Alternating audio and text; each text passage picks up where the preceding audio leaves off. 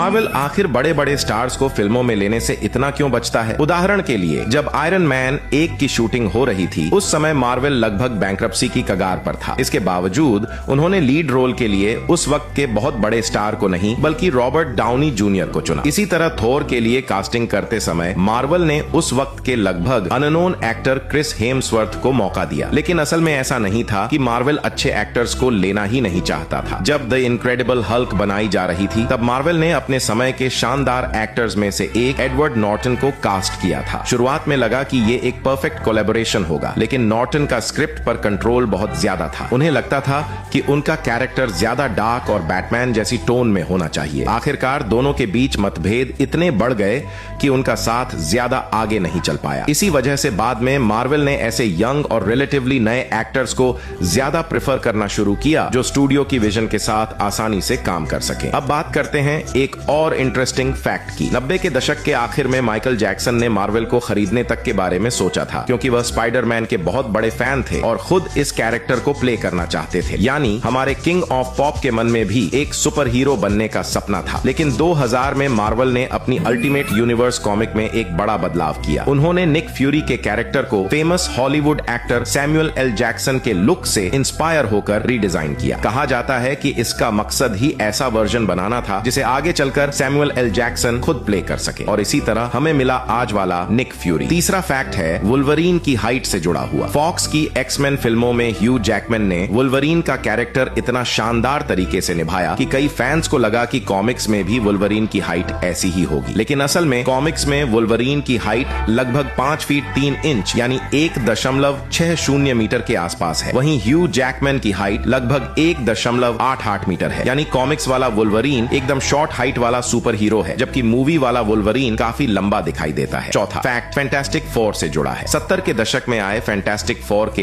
Animated version में human torch यानी Johnny storm का कैरेक्टर मौजूद नहीं था। कई लोग सोचते हैं कि शायद टीवी चैनल को डर था कि बच्चे इसे देखकर खुद को आग लगाने की कोशिश कर सकते हैं, लेकिन असली वजह कुछ और थी। दरअसल उस समय इस कैरेक्टर के राइट्स से जुड़ी दिक्कत थी और यूनिवर्सल ने साफ तौर पर ह्यूमन टॉर्च को एनिमेटेड प्रोजेक्ट में इस्तेमाल करने की अनुमति नहीं दी थी। पांचवा फैक्ट आयरन मैन के हेलमेट से जुड़ा है। आज हम आयरन मैन को बिना नोज वाले हेलमेट डिजाइन में देखने के आदी हैं, लेकिन मार्वल की शुरुआती कॉमिक्स में आयरन मैन के हेलमेट पर एक छोटा सा नोज डिजाइन हुआ करता था। ये डिजाइन ज्यादा लंबे समय तक नहीं चला। कुछ ही कॉमिक इश्यूज के बाद इसे हटा दिया गया, क्योंकि उस समय कई फैंस को आयरन मैन का पुराना आर्मर डिजाइन पसंद नहीं आया। उन्हें आर्मर का लुक काफी वियर्ड और अनअट्रैक्टिव लगता था। इसलिए आर्टिस्ट्स ने आर्मर को अपग्रेड किया और हेलमेट से नोज हटा दिया। और ऑनेस्टली बिना नोज वाला आयरन मैन हेलमेट आज